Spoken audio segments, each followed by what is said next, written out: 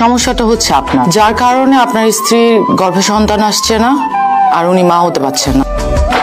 সামনে থেকে সরে বলতাছি। আব্বা পারুল আমাকে বাড়ি ছেড়ে চলে যেতেছে। তোমরা দুইজনরে ভালোবেসে বিয়ে করছো, এখন আমার ছেলের সাথে তুমি সংসার করবে না কেন? কারণ আপনি ছেলে একটা বাঞ্জা, ওর শরীরে সমস্যা আছে। আমার ছেড়ে যায়ও না পারুল। আমি এই সংসারে পড়ে থেকে কি করবো? একটা নারীর জীবনে সারা জীবনের স্বপ্ন হইল মা হওয়া। তুমি তো আমার সেই স্বপ্ন কোনোদিনও পূরণ করতে পারবে না। আমি তো জীবনেও মা হইতে পারবো না। আমগো অমতে গিয়া ওই পোলারে বিয়া করছস, এখন মজাটা বুঝ।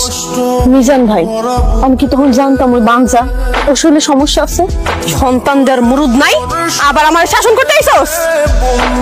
তোর শাসন আমি মানি না, তোর কোনো কথাই আমি শুনবো না। তুই 2 মাস সময় নিছস না?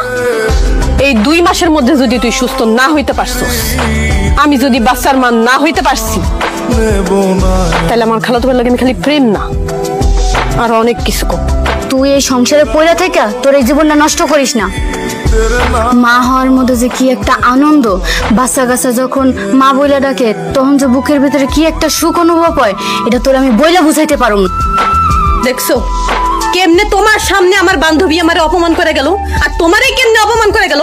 তুমি নাকি বাঞ্জা, তুমি নাকি তার সন্তানরে ধরলে তার অলক্ষী লাগবো, আর তোমার মতো বাঞ্জার লগে তো আমি এতদিন ধরে সংসার করতে। আমার নিজের বউ প্রত্যেকটা মুহূর্তে আমার অপমান অবহেলা করে কথা কয়। এই অপমান অবহেলা আমি আর সহ্য করতে পারতেছি না। যে আপনার বাচ্চা দিতে পারতেছে না, কোনো সন্তান দিতে পারতেছে না, তারে আপনি কি বলে জামাই পরিচয় দিতেছেন? আমার মাথা আসতেছে না। দেখো আমার জামাই যেমনই হোক, সে আমার জামাই। তুমি আমার কেন ফোন দিয়ে দেখা করতে আমার ডিস্টার্ব করে সেটাকে কো। ভাবি সত্যি কথা কই দেখি, আপনারে আমার খুব ভাল লাগে। আমি আপনার প্রেমে পড়ে গেছি। কত বড় সাহস তুই আমার বউর হাত ধরে কথা কস?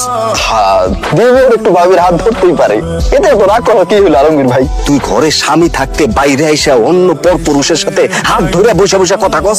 তোর এত বড় সাহস, তুই আমার গায়ে হাত তুললি? তোর মতো একটা বাঞ্জা সংসার করতেছি, এটাই তো তোর সাক্ষ্য বলে ভাগ্য, আর সেটার প্রতিদান তুই আমার এমনি করে দিলি। আমি আর তোর সংসার করবো না। পারুল আমার ডিভোর্স লেটার পাঠাইছে আব্বা। ওর খালাতো ভাই সেইটাই দিয়ে গেল। পারুল নাকি আমার ডিভোর্স দিয়ে ওর খালাতো ভাইরে বিয়ে করবো। কান্দিস না বাবা, তোর কপালটাই খারাপ, তোর কপালে যা লেখা ছিল। তুমি তোমার স্বামী আলমগীর ভাইকে ডিভোর্স দিয়ে তোমার খালাতো ভাই মিজানকে বিয়ে করবা, আমি কি জানতে পারি কেন? এটা তো সবার আগে আপনারই জানার কথা আপা। আপনি না কইছেন আলমগীর একটা অক্ষম বাঞ্জা, আমার জীবনে সন্তান দিতে পারবো না। এমন লোকের সংসারে কি আমি আমার সারা জীবন নষ্ট করবো নাকি? তাই আমার ডিভোর্স দিয়ে আমার খালাতো ভাইরে বিয়ে করবো। আলমগীর ভাই বাঞ্জা, সে তোমার সন্তান দিতে পারতেছে না বলে তুমি তার ডিভোর্স দিতেছো? আজকে তোমার